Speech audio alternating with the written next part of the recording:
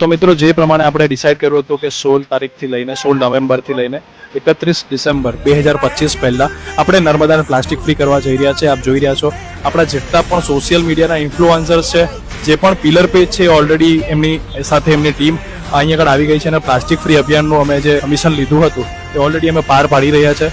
એક વસ્તુ ચોક્કસથી કહીશ કે આટલું કામ કરવાથી અમને જે હમણાં ફિલિંગ આવી રહી છે, જે ફ્રસ્ટ્રેશન આવી રહ્યું છે, હું ખાલી એક જ વસ્તુ વિચારીશ કે જે લોકો નગરપાલિકાને બ્લેમ કરે છે કે યાર નગરપાલિકા કશું કરતી નથી, આઈ ચેલેન્જ યુ, તમે ખાલી આટલું કરીને બતાવો, તમે તમારું ફ્રસ્ટ્રેશનનું લેવલ ક્રોસ કરી નાખશો.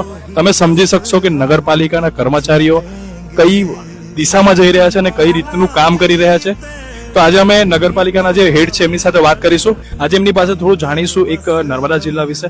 એ તો બહારથી આવેલા છે, तो थोड़ा एक्सपीरियंस जानीशू नर्मदा जिला छू. हाई सर, कैसा चल रहा है? जैसे हमने एक छोटा सा काम हाथ में लिया हुआ है जो प्लास्टिक फ्री नर्मदा का, आपको कैसा लग रहा है?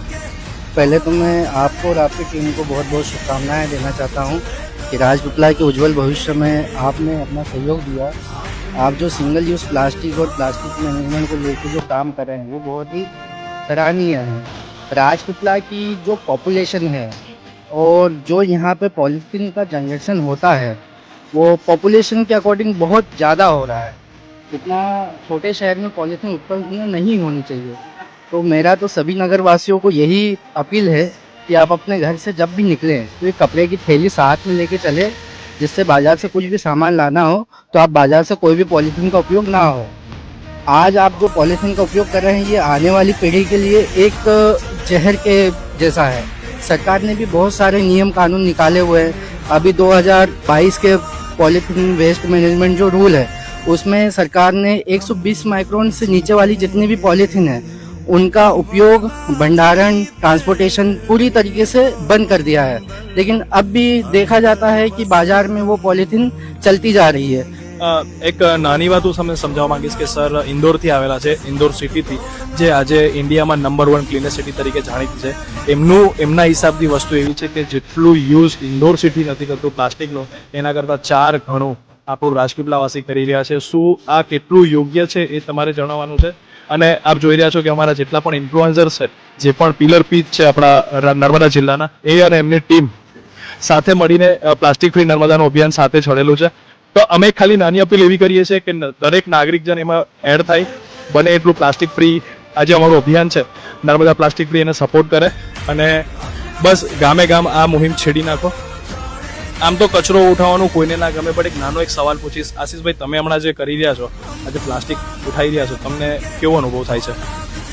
એમ થોડું નર્મદા વિશે વિચારીએ તો થોડું આપણે ક્લીન કરે છે એના માટે સારું, પણ પબ્લિક જે કરે છે ને એ બહુ જ ખોટું છે. નગરપાલિકાવાળા પણ એટલે જ કંટાળી જતા છે કે આટલો બધો કચરો ફેંકીને એ લોકો પણ હટાઈને કેટલો હટાવે. થોડી જવાબદારી તો પબ્લિકે પણ લેવી પડે. આપણે આજે નાનું અમતું જે હમણાં જે લીધું છે આટલો પાર્ટ, એને સાફ કરતા આપણને કેટલો સમય લાગ્યો? ક્યારના આવ્યા છે આપણે 10 વાગ્યા પછી, 11:15 પછી સ્ટાર્ટ કર્યું છે, અત્યારે પણ ચાલુ જ છે, પણ આ જોઈને કંટાળાવ એટલું બધું બહુ બધું છે. તો એ વસ્તુ નક્કી કરી શકાય કે તમે જો નગરપાલિકાને એક્સેપ્ટ કરો છો તો એ ખોટો છે. નગરપાલિકા ના હોત તો શહેર કચરાના ઢેરમાં કન્વર્ટ થઈ ગયું હોત. જેટલું પણ હમણાં સાફ છે નગરપાલિકાના હિસાબથી છે. કચરો ફેલાવવાના મુખ્ય જવાબદાર આપણે જ છે અને આપણે જ સમજવું પડશે કે કચરાને કચરાના ઠેકાણે જ ફેંકવું જોઈએ, રિસાયકલ વસ્તુને રિસાયકલમાં, અને પ્લાસ્ટિક જેવી વસ્તુનો યુઝ અત્યારે જ ટાળવો જોઈએ. અવર નર્મદા આપણી સાથે છે દિલીપભાઈ પણ આપણી આ મુહિમમાં જોડાયા છે એઝ અ વોલન્ટિયર, અને એમની સાથે પણ ઘણા લોકો એઝ અ ટીમ આપણી સાથે જોડાય છે. દિલીપભાઈ, શું કહેવું છે તમારું અભિયાન વિશે? એવું નગરપાલિકા તરફથી દરેક સોસાયટી એરિયામાં એક મુહિમ ચલાવી કે પેલું પણ સાધન નીકળે છે કચરા માટે.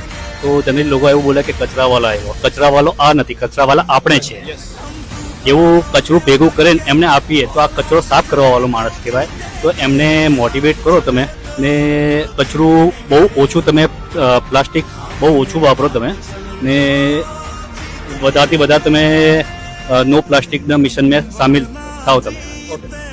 એમનું કેવું એવું જ છે કે જ્યારે પણ આપણે નગરપાલિકાના જે સદસ્યો આપણી પાસે કચરો લેવા આવે છે, આપણે એવું કહીએ છીએ કે કચરાવાળા આવ્યા, બટ ખરેખર તો કચરાવાળા આપણે છે જે ફેલાવે છે. અને જે નગરપાલિકાના કર્મચારીઓ છે આપણું નગર ચોખ્ખું કરવામાં આપણને મદદરૂપ થાય છે. તો જ્યારે પણ તમને નગરપાલિકાના કર્મચારીઓ મળે છે, એક રિસ્પેક્ટ આપો એમને, અને એમને કંઈ પણ પાણીનું બી પૂછશો, દે પીપલ કેન મોટિવેટ, રાઈટ, અને એમને મદદ કરો એમના અભિયાનમાં. તો અમારા જેટલા પણ પિલર પેજીસ છે રાજપીપળાના સોશિયલ મીડિયાના અને નર્મદાવાસીનું એક જ અભિયાન છે, પ્લાસ્ટિક ફ્રી નર્મદા.